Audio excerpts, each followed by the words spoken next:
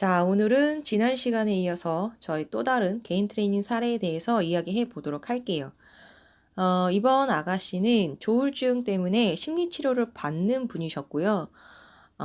운동을 또 좋아해서 운동을 통해서 좀 자기 관리를 나름대로 충실히 하는 분이었어요. 음, 수업에 오시는 분들을 보면 운동을 배운 분인지 아닌지는 대략적으로 알 수 있습니다. 그리고 어떤 사람에게 배웠는지도 어느 정도는 예상할 수 있지요. 주짓수를 꾸준히 배우고 있다고 했고요. 그 운동에 대한 욕심이 좀 있어서 개인 PT도 받았다고 하더라고요.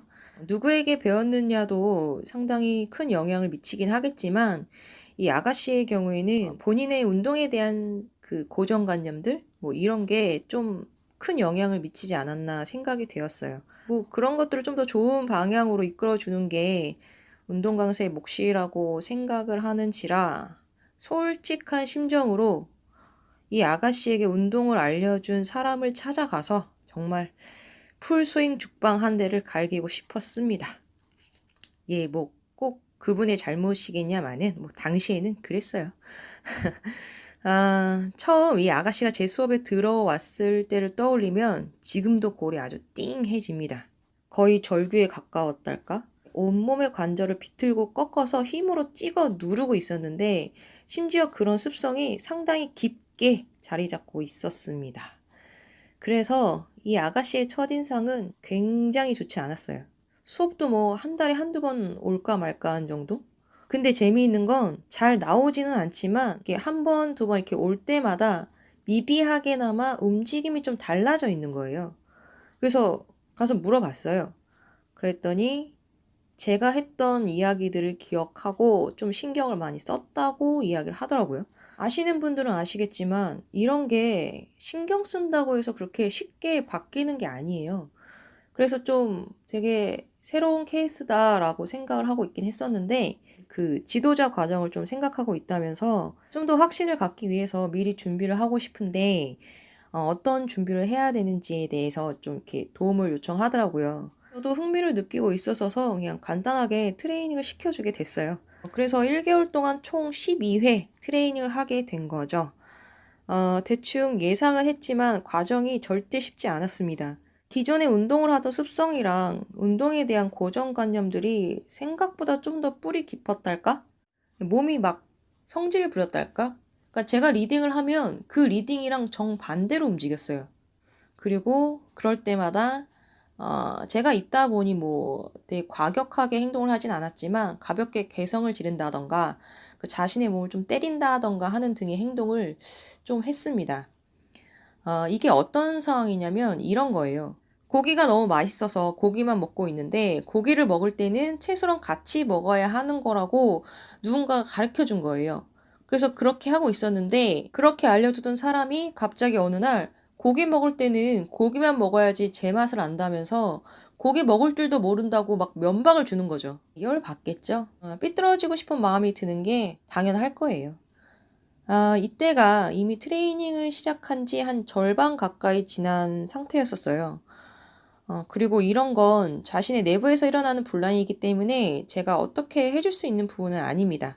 저는 그저 방금 자신이 무슨 행동을 했는지 아냐고 물어봐 주는 정도일 뿐이었어요. 트레이닝을 시작하기 전서부터 이 아가씨가 좀 입버릇처럼 하던 이야기가 있었는데 자신은 폭력을 경멸한다고 하더라고요. 예, 아주 여러 차례 아주 강하게 어필을 했었어요. 그래서인지 제가 질문을 하는 순간 그냥 그 자리에서 그냥 눈물 뚝뚝 흘리면서 울었죠. 편안히 울고 싶을 만큼 울 때까지 기다려준 게 이날 트레이닝의 전부였습니다. 진정이 좀 되고 나서 어떻게 해야 될지 조금 혼란스럽다고 하길래 그냥 본인이 힘들고 어려울 때 가장 필요로 느끼는 것이 무엇인지 생각해 보라고 했어요. 예, 그 누구도 학대를 바라지는 않겠죠. 덕분에 이후부터는 트레이닝이 좀 수월하게 진행되긴 했어요.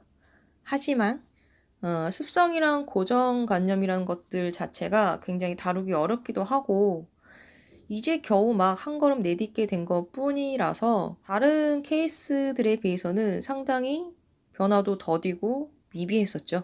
횟수의 차이도 있지만 지도자를 생각하고 있는 분이었기 때문에 그 트레이닝 자체에 제가 깊게 관여를 하지도 않았고, 신체적인 트레이닝 자체도 다른 케이스들에 비하면은 거의 한 운동 만 운동 하는 거나 마찬가지였습니다. 표면적으로 보게 되면은 첫 번째 케이스랑 굉장히 유사하다고 볼 수 있습니다. 하지만 그 원인이 한 명은 신체에, 한 명은 마음에 있었던 거죠. 실질적인 트레이닝 시간이랑 횟수는 현저하게 적었지만 본인이 그 원인을 명확하게 인지하고 성실하게 임했기 때문에 같은 기간 내에 유사한 결과를 만들어낼 수 있었던 겁니다. 이렇게 보면은 오히려 몸이 더 많이 틀어지고 잘못된 것처럼 보이겠지만 이건 변화에 적응하기 위한 한 과정이라고 보시면 되세요. 변화가 일어나지 않으면 이런 과정은 절대 생기지 않습니다. 그리고 이 아가씨는 마지막에 이런 이야기를 했어요. 선생님, 저 더 이상 제가 조울증이 있다는 생각을 하지 않게 됐어요. 고맙습니다.